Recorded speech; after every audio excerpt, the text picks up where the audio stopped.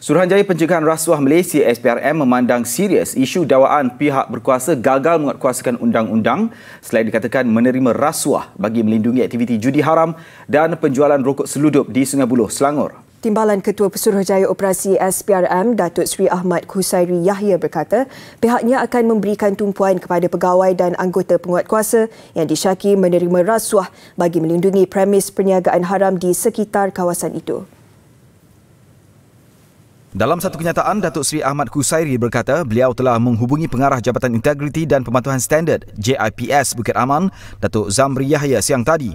Jelasnya, Datuk Zamri memaklumkan pihaknya akan mengambil tindakan tegas ke atas premis-premis perjudian termasuk mana-mana pegawai yang melindungi aktiviti perjudian terbabit kerana kesalahan berkenaan di bawah bidang kuasa PDRM. Pihak JIPS juga akan bekerjasama menyalurkan maklumat kepada SPRM jika ada pegawai ataupun anggota polis yang terlibat dikenal pasti.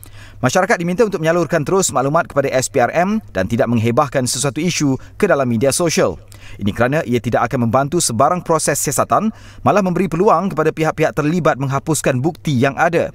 Baru-baru ini tular video yang mendakwa kegiatan perjudian dan penjualan rokok seludup berleluasa di Sungai Buloh tanpa tindakan daripada pihak berkuasa.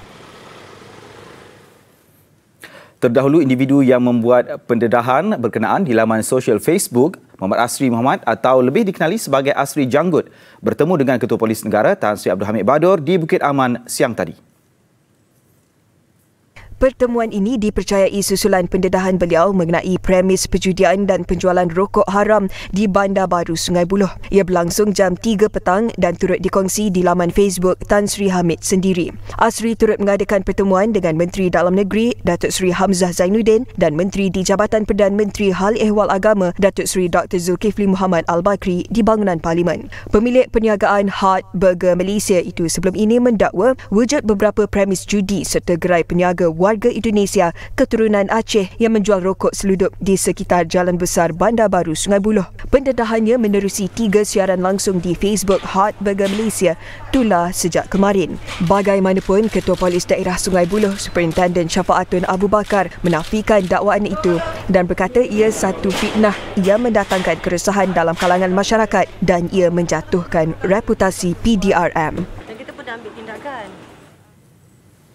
Muhammad Asri dalam pada itu mengakui dirinya dan keluarga tidak mengalami sebarang ancaman atau gangguan daripada mana-mana pihak. Sebaik sahaja video pendedahannya tular dan mendapat perhatian daripada masyarakat dan pihak berkuasa. Jelas beliau, pendedahan yang dilakukan adalah bagi berkongsi masalah sebenar yang berlaku di kawasan berkenaan. Ia dibuat ekoran rasa terkilanya apabila premis judi masih terus beroperasi walaupun selepas aduan dibuat sejak 3 bulan lalu kepada polis.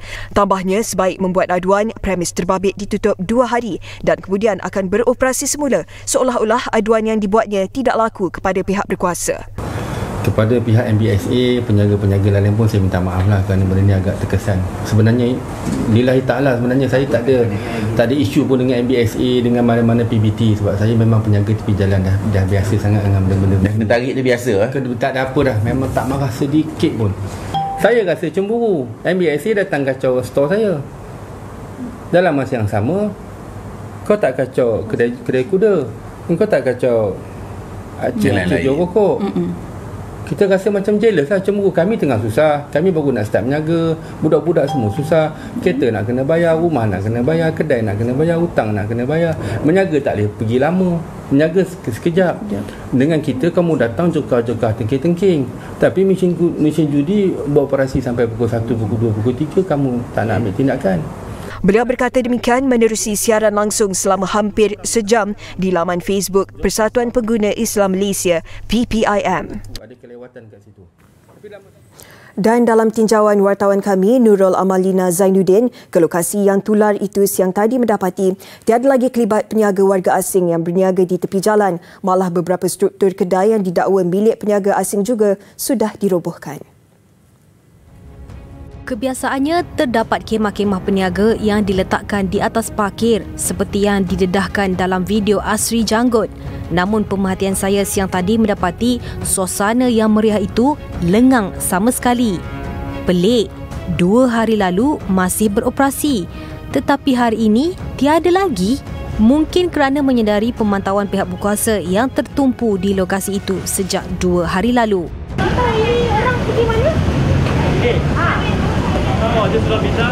Sudah pindah? Malam. Malam pindah? Oh. Malam petang. Malam petang sudah pindah? Sudah lama ke?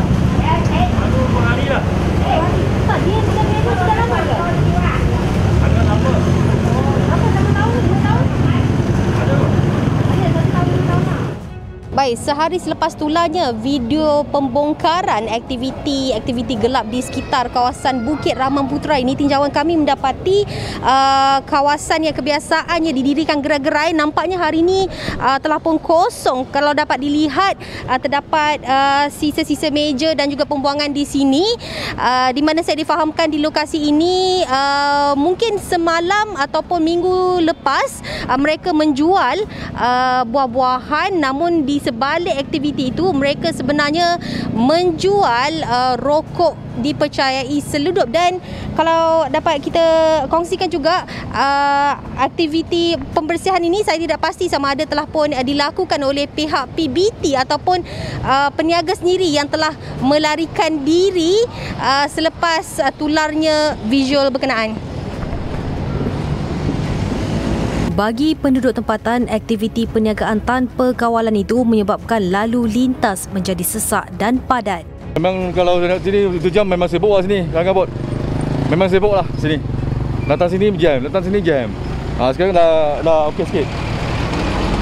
Dah pada jelas. So kalau tidak dalam sini kena naik motor. Kereta tak boleh. Kadang tempat parking kereta, kadang kereta nak parking pun kadang tak ada tempat kan. Diorang banyak berniaga kat sini lah. Bagaimanapun saya difahamkan lokasi tumpuan penjajah itu dijadikan tapak pasar malam setiap hari Isnin. Mungkin aktiviti itu tidak kelihatan pada hari ini untuk memberi laluan kepada peniaga pasar malam. Apapun, penduduk mengharapkan pemantauan yang berterusan dan tidak bermusim dan semua pihak mengambil iktibar daripada apa yang berlaku. Laporan Nurul Amalina Zainuddin, TV3.